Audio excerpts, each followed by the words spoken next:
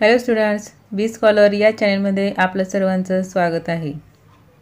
आज आपण इयत्ता 5वी पूर्व उच्च प्राथमिक शिष्यवृत्ती परीक्षेची सराव प्रश्नपत्रिका आज आपण सोडवणार आहोत। ही सराव प्रश्नपत्रिका पेपर क्रमांक 1 म्हणजेच मराठी व गणित विषयाची आहे। ती आहे 150 मार्कासाठी। प्रथम आपण त्यामधील मराठी हा विभाग सोडवूया। मराठीवरील प्रश्न आहेत 1 ते 25। त्यामधील पहिला प्रश्न आहे, पुढील उतारा वाचून प्रश्न क्रमांक 1 व 2 ची उत्तरे लिहायची आहेत। उतारा तुम्ही वाचायचा आहे। पहिला प्रश्न आहे उतार्यावरील, साने गुरुजींचे व्यक्तिमत्व कसे आहे? साने गुरुजींचे व्यक्तिमत्व हे संवेदनशील आहे। पर्याय क्रमांक 2। गोड गोष्टी श्यामची आई ही साने गुरुजींनी लिहिलेली डॅश डॅश आहेत। ही साने गुरुजींनी लिहिलेली पुस्तके आहेत। खालील वाक्यातील क्रियापद ओळखा। सांगा मुकुंद कुणी हा पाहिला। यामध्ये क्रियापद आहे। पर्यायामध्ये दिलेत आपल्याला मुकुंद कुणी पाहिला हा, यापैकी पर्याय क्रमांक 3 म्हणजेच पाहिला हे क्रियापद आहे।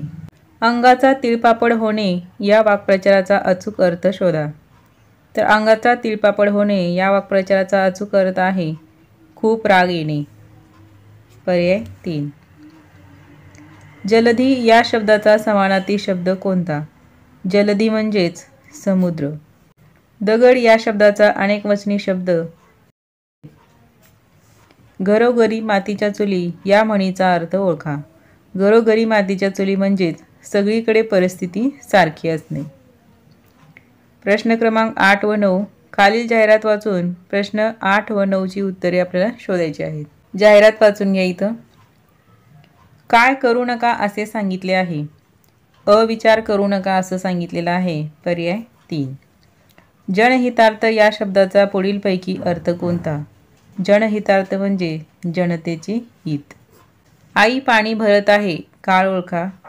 आई पाणी भरत आहे याचा काळ आहे वर्तमान काळ।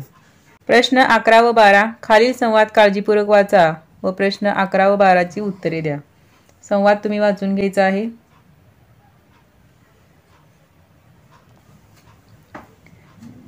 या संवादावरील पहिला प्रश्न आहे आपला, हा संवाद कोठे घडला असावा? तर या संवादावरून आपल्या लक्षात येते की हा संवाद शाळेत घडलेला असावा। शिक्षकांनी कसे पाठांतर करायला सांगितले आहे? शिक्षकांनी समजून घेऊन पाठांतर करायला सांगितले आहे। पर्याय 2। प्रश्न 13 मध्ये आपल्याला एक अक्षर भरायचं आहे त्या ठिकाणी, जेणेकरून तिन्ही अर्थपूर्ण शब्द तयार होतील। आता यामधील पर्यायामधील वा हे अक्षर या ठिकाणी योग्य बसते, म्हणजेच काय तयार होईल? वासरू, वामन आणि वाचन असे 3 अर्थपूर्ण शब्द तयार होतील। पुढील कविता वाचून प्रश्न 14 व 15 ची उत्तरे द्यायची आहेत। कविता दिलेली आहे, तुम्ही वाचून घ्या। आता या कवितेवरील पहिला प्रश्न आहे, शंखोबाची स्वारी कशावर बसून निघते? तर शंखोबाची स्वारी पाठीवर बसून निघते। पर्याय 2। शंखोबाच्या स्वारीची चाल कशी आहे? तर शंखोबाच्या स्वारीची चाल ही मंद आहे। विरामचिन्ह ओळखा। अलका पडवळ, कोबी, वांगी, कारली, दुधी या भाज्या आवडीने खाते। तर यामधील विरामचिन्ह आहे, एक विरामचिन्ह वापरलेलं आहे इथं स्वल्पविराम आणि शेवटी आहे ते पूर्णविराम। वाक्यातील चुकीचा भाग ओळखायचा आहे। राही सुमेध गाणे गातो। गाणे गातो म्हणजे हे काय असणार आहे? पुल्लिंग असणार आहे, म्हणून राहीच्या ऐवजी सुमेध येईल। मग चुकीचा भाग कोणता? राही, म्हणून पर्याय 2 हे बरोबर आहे। योग्य विधेय ओळखून वाक्य पूर्ण करा। मधुराने डॅश डॅश।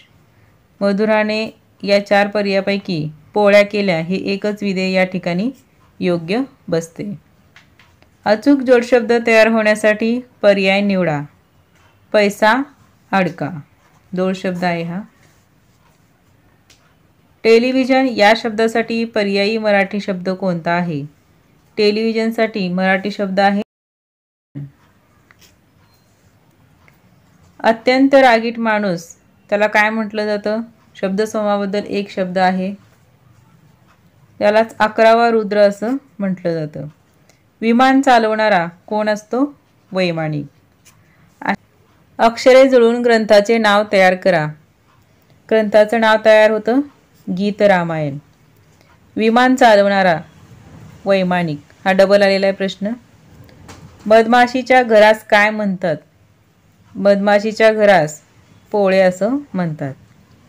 बसमध्ये चढण्यासाठी प्रवाशांची डॅश डॅश उडते, झुंबड उडते.